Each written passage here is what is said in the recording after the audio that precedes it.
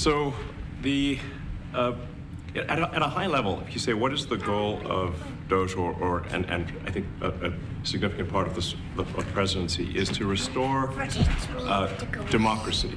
This may seem like, well, aren't we in a democracy? Well, if you don't have a feedback loop, okay, we would have to, if you it's all right. So, I tell you, gravitas can be difficult sometimes. If there's not a good feedback loop from the people to the government, and if you have rule of the bureaucrat, or if the bureaucracy is in charge, and then what meaning does democracy actually have? If the people cannot vote and have their will be decided by their elected representatives in the form of the president and the Senate and the House, then we don't live in a democracy, we live in a bureaucracy. So it's incredibly important that we close that feedback loop, we fix that feedback loop, and that the public's elected representatives, the president, the House, and the Senate, decide what happens, as opposed to a large, unelected bureaucracy.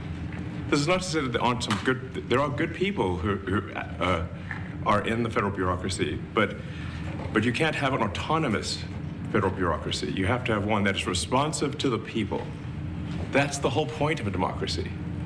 And if you looked at this, if you looked at the founders today and said, what do you think of the way things have turned out? Well, we have this unelected, fourth unconstitutional branch of government, which is the bureaucracy, which has, in a lot of ways, currently more power than any elected representative. And this is not something that people want, and it does not match the will of the people. So it's just something we've got to fix. And then we've also got to address the deficit. So we've got a $2 trillion deficit, and if we don't do something about this deficit, the country's going bankrupt.